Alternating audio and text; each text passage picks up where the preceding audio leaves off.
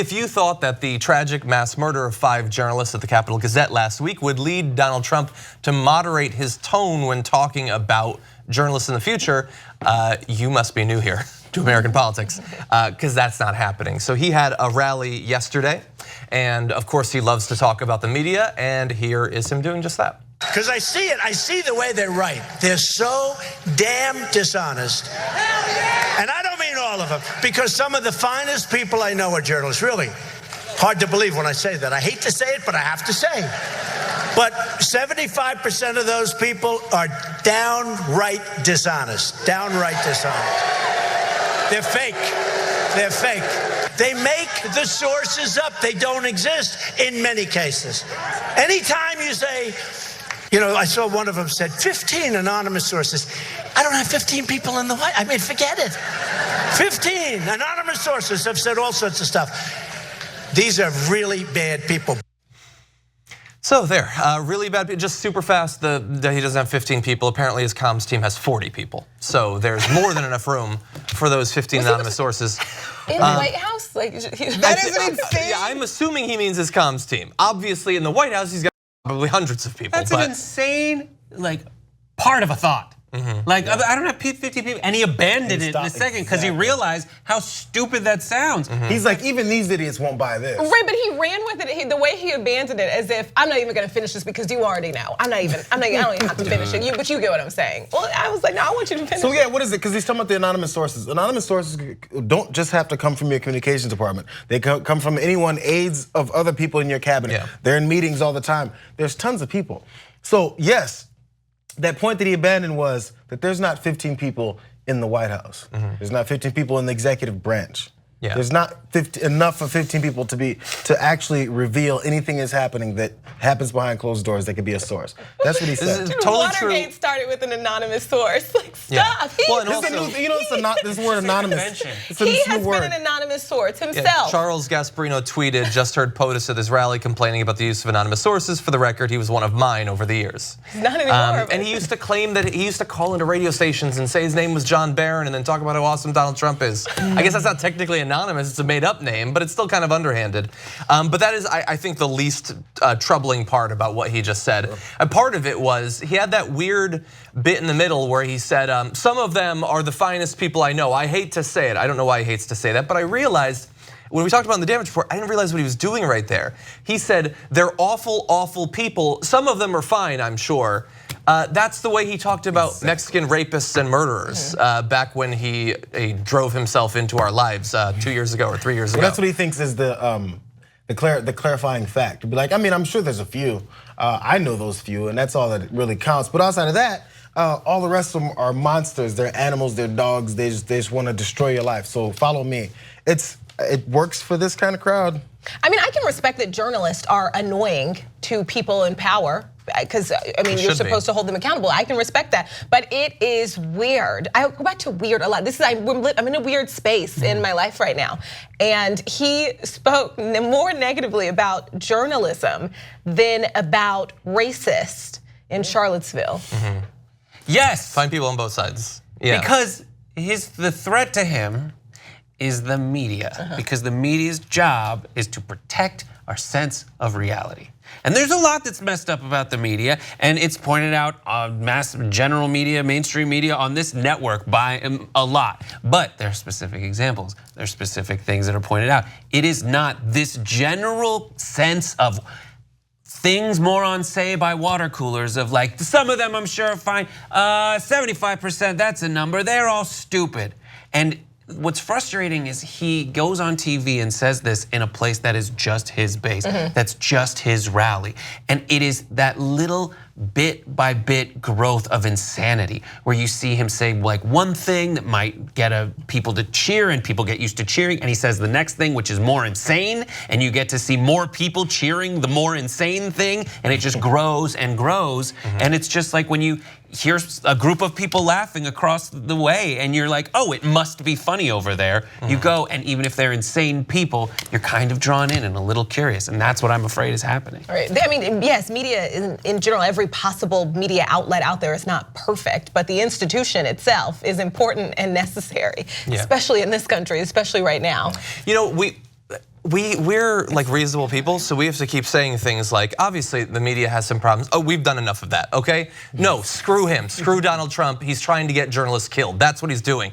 I think, Brooke, you said that you have a weird feeling from this. I don't have a weird feeling.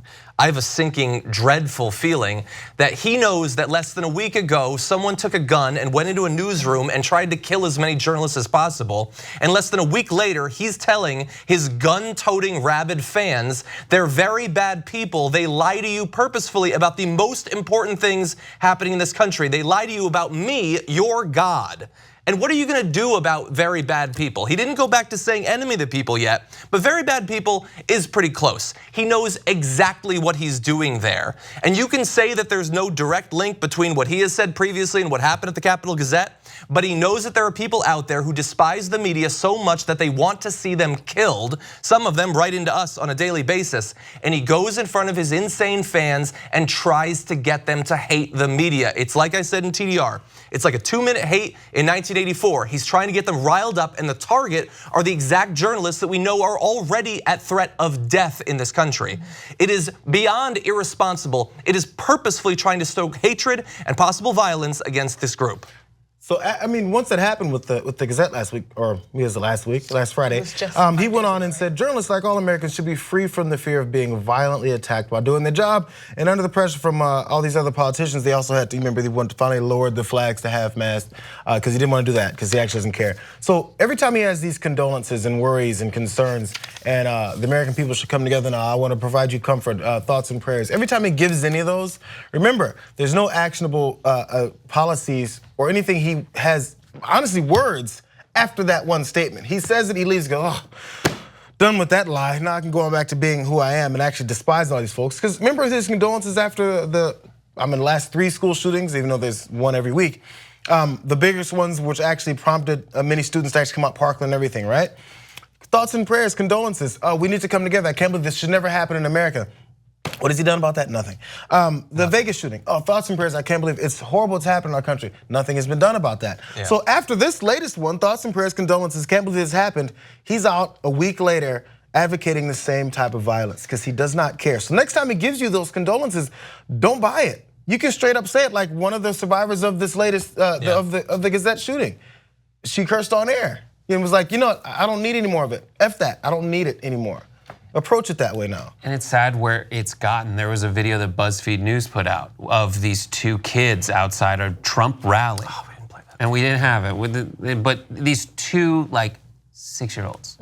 And they're asking what, and it's a BuzzFeed reporter asking these 2 6-year-olds, what do you think about Trump's immigration policy or something? Or what do you, whatever it was. And they go, there's too many Mexicans. We don't want the Mexicans.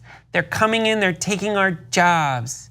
They're overpopulating us. And of course, they're wearing MAGA hats and they have Trump shirts, and they don't know what they're saying, of course. Well, neither do the adults. Yeah, they're saying the same thing. But they're being raised to believe this same stuff. Thing. It's an elementary approach, and that's a big proof of that. And it's an elementary, yeah, exactly. But yeah, they don't know what they're saying, but the little brown kids who are in kindergarten with them know what it feels like to hear that. Yeah. Yeah, absolutely. And it's life-changing, it's devastating, you can't wipe that out. You know what I mean, for the rest of their lives. Somebody saying that your classmate when you're 6, saying that he can go on and be a non-racist and change his life, but that will always be a story in your history. There will always be something that affected you, that changed you. That's horrifying, I haven't seen that video, ugh, I don't want to.